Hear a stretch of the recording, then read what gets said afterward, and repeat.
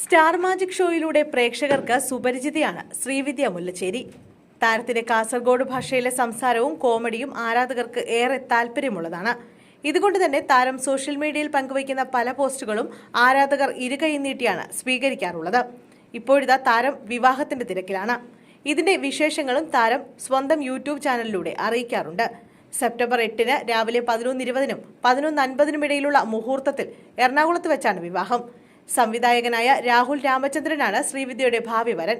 ഇരുവരുടെയും പ്രണയ വിവാഹമാണ്. വിവാഹത്തിന് 2 മാസം മാത്രം ശേഷിക്കെ ശ്രീവിദ്യ തന്റെ വിവാഹം ക്ഷണിക്കുന്ന തിരക്കിലാണ്.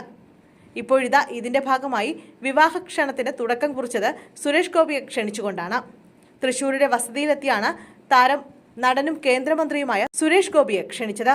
ക്ഷണക്കത്ത് ആദ്യം സുരേഷ് ഗോപിക്ക് കൊടുത്ത് അനുഗ്രഹം വാങ്ങണമെന്നത് തങ്ങളുടെ വലിയ ആഗ്രഹമായിരുന്നുവെന്ന് യൂട്യൂബ് ചാനലിൽ പങ്കുവച്ച വീഡിയോയിൽ രാഹുലും ശ്രീവിദ്യയും പറഞ്ഞിരുന്നു.